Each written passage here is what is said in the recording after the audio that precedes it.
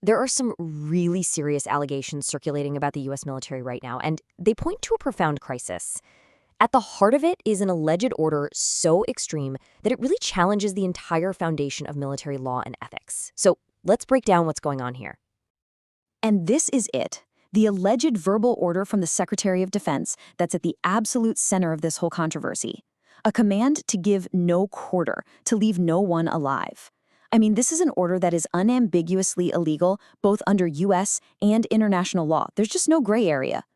So here's the story, as it's been reported.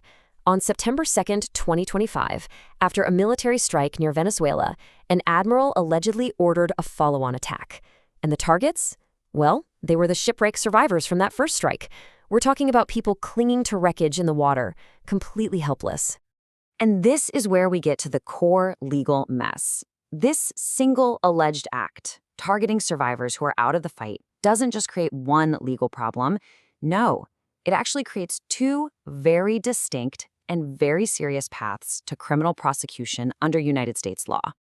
It forces this central question on everyone involved, from the highest levels of command all the way down to the person who actually pulled the trigger. What crime was actually committed here? And this is the legal fork in the road.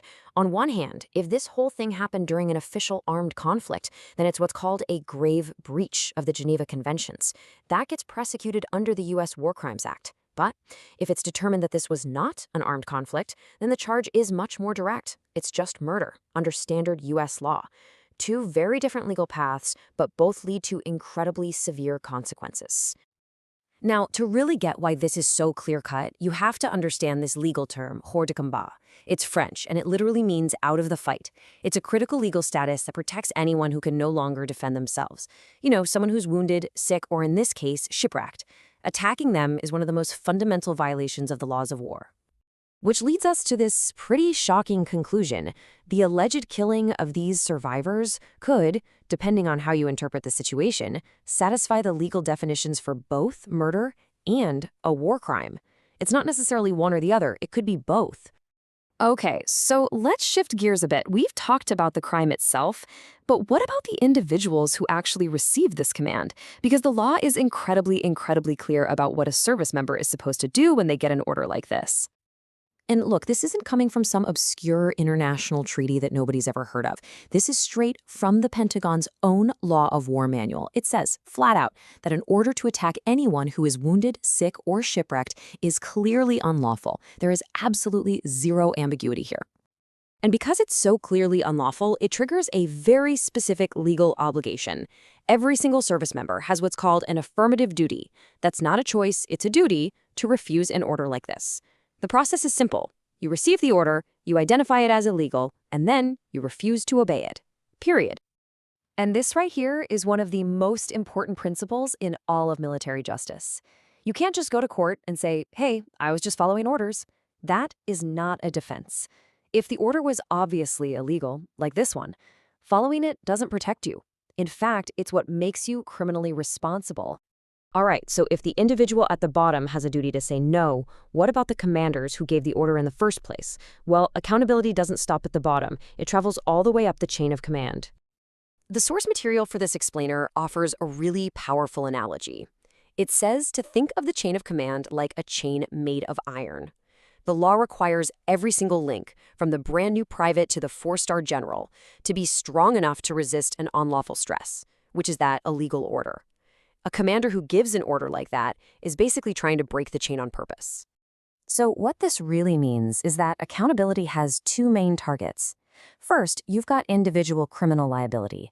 That's for the person who actually commits the act. But second, and just as important, is command responsibility. That's for the superior who either ordered the illegal act or knew it was happening and failed to step in and stop it. Now, as you can imagine, the severity of these allegations has not gone unnoticed. Both the Senate and House Armed Services Committees have already launched their own investigations to try and figure out what in the world happened here. So why does getting this right matter so much? I mean, why all the fuss? Well, it's about a lot more than just this one incident. It's really about the health and the integrity of the entire military as an institution, and frankly, the nation's commitment to the rule of law. When you have misconduct that goes unchecked, especially at high levels, it can create what the source material calls an institutional death spiral. It's this dangerous erosion of legal and ethical standards where terrible acts become normalized, which then just opens the door for even more serious crimes to happen.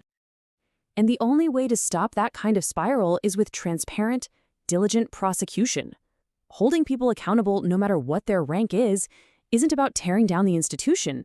It's actually about reaffirming its credibility. It's about showing the world and your own people that no one is above the law. And that leaves us with this final, really critical question. The whole system is built on this chain of command, held together by law and ethics.